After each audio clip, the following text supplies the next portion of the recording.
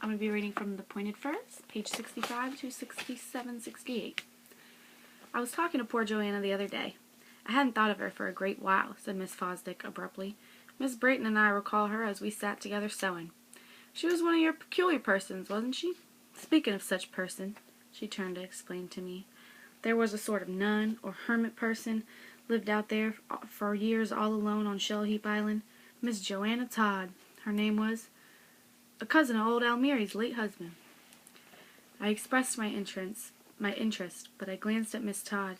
I saw that she was confused by sudden, affectionate feelings and unmistakable desire for retenance. I never want to hear Joanna laughed about, she said anxiously. Nor I, answered Miss Fosdick reassuringly. She was crossed in love.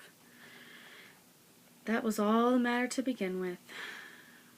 But as I look back, I can see that Joanna was one doomed from the first to fall in a melancholy. She retired from the world for good and all, though she was a well-off woman. All she wanted was to get away from folks. She thought she wasn't fit to live with anybody, and wanted to be free. Shell Heap Island come to her from her father, and first thing folks knew, she had gone off out there to live, and left the world. She didn't want no company. 'Twas a bad place to get to. Unless the wind and tide were just right, 'twas hard work making a landing. What time of the year was this? I asked. Very late in the summer, said Miss Fosdick. No, I never could laugh at Joanna, as some did. She set everything by the young man, and they were going to marry in about a month, when he got bewitched with a girl way up the bay, and married her, went off to Massachusetts. He wasn't well thought of. There were those who thought Joanna's money was what had tempted him, but she'd given him her whole heart, and she wasn't so young as he had been.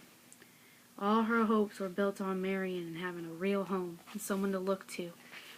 She acted just like a bird when its nest is spoilt. The day after she had heard the news, she was in dreadful woe. But the next she came to herself, very quiet, and took the horse and wagon and drove 14 miles to the lawyer's, signed a paper giving half of a farm to her brother. They never got along very well together, but he didn't want to sign it till she acted so distressed he gave in. Edward Todd's wife was a good woman. She felt very bad indeed, and used every argument with Joanna, but Joanna took a poor old boat that had been her father's and loaded in a few things, and off she put all alone, with a good land breeze, right out to sea. Edward Todd ran down the beach and stood there crying like a boy to see her go, but she was out of hearing. She never stepped foot on the mainland again as long as she lived. How large an island is it? How did she manage in winter? I asked. Perhaps 30 acres, rocks and all, answered Mrs. Todd, taking up the story gravely. There can't be much of it that the salt spray don't fly over in storms. No, 'tis a dreadful small place to make a world of. It has a different look from any of the other islands, but there's a sheltered cove on the south side, with mud flats across one end of it at low water, where there's excellent clams, and Big Shell Heap keeps some of the wind off a little house her father took up the trouble to build when he was a young man.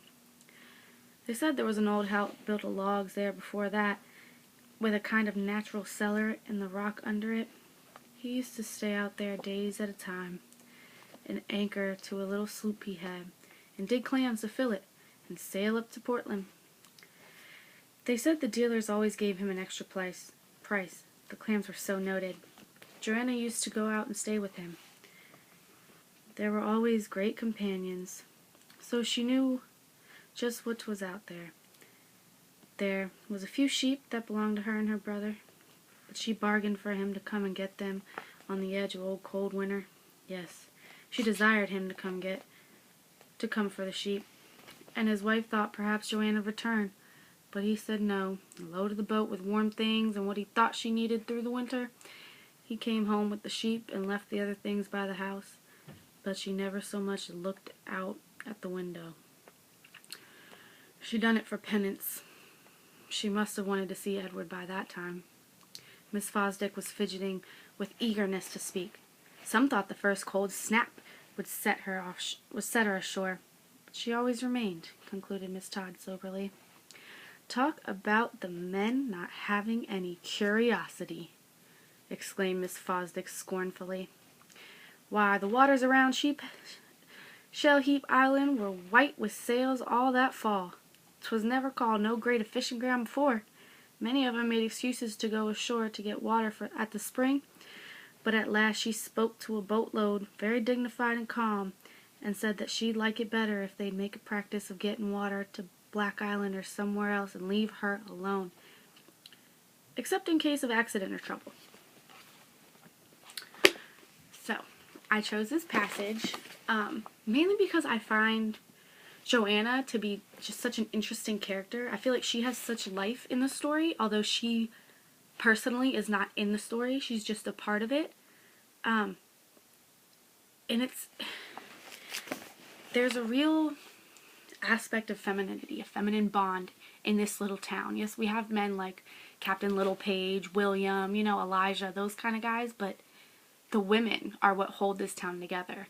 So hearing them talk about a broken woman in this way, it hurts, a little bit. It kind of tweaks at your emotions. It gets you to feel something. That these women, Miss Todd, this old, strong, big woman, as they always describe her, as Sarah Owens Jewett always describes her, feeling something, feeling for this woman. She's brokenhearted. And I think it's interesting to note that, her wealth is always thrown in there. She was a wealthy woman. Some say that was why he was attracted to her, And in this sense, we get that feminism, that strong sense of feminism, because they're realizing that she had everything. She had the land. She had a house on an island that her father had already had, She was wealthy, but he still ran away. So along with the feminism, we don't really see a lot of men doing positive things in this book. We see Elijah, he's just this eccentric person. William, he's there. He has a little bit of influence here and there. Captain Littlepage is just the town coop. He's adorable as he is. He's not really doing much, but, in this story, we meet this man, and we see how important a feminine bond is, Even though Joanna still ran away, her story is being told. And that's one of the art forms in this book is storytelling.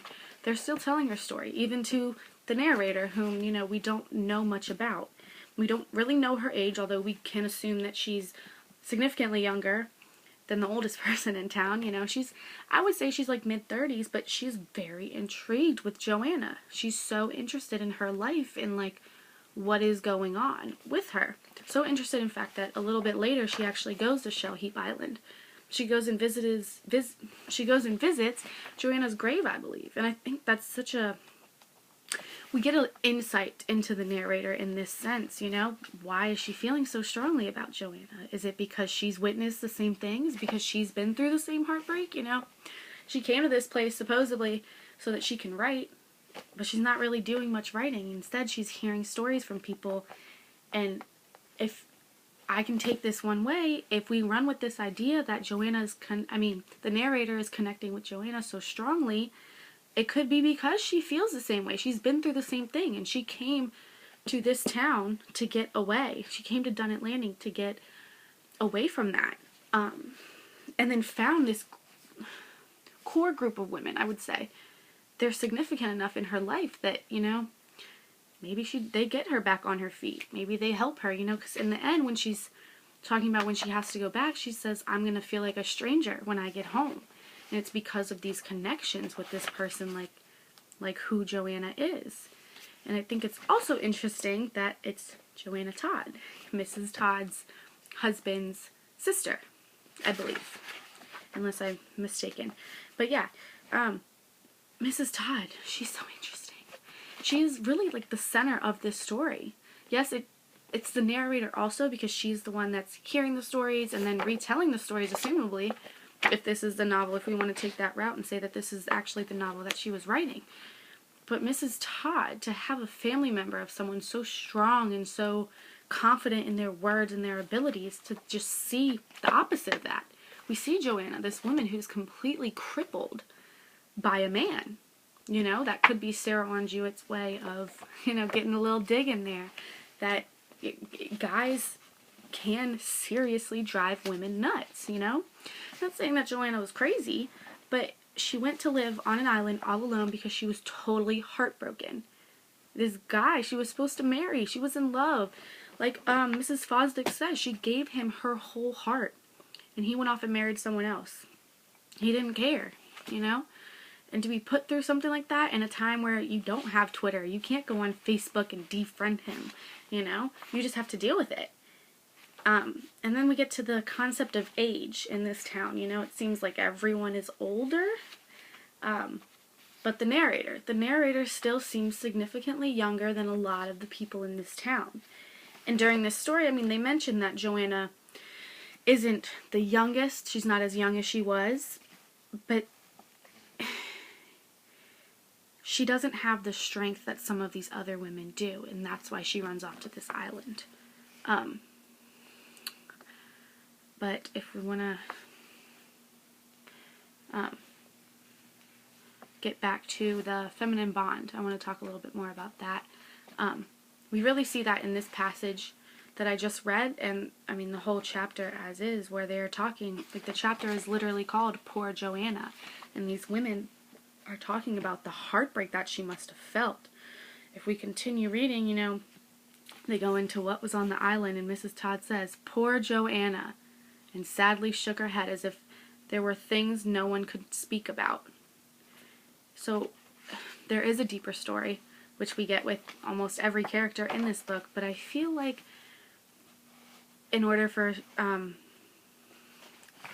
feel like Joanna is a very key part, although small, but she gets a whole chapter, and it's named after her, and it's called Poor Joanna. So I feel like Sarah Orange Hewitt is trying to tell us something here, and I want to argue that it has something to do with the narrator. Not so much the town, not so much Mrs. Todd, but maybe we're getting a look in at the narrator. Because she expresses such interest in this story. She expresses such, you know, she's asking questions, she's engaging, she wants to know about Joanna.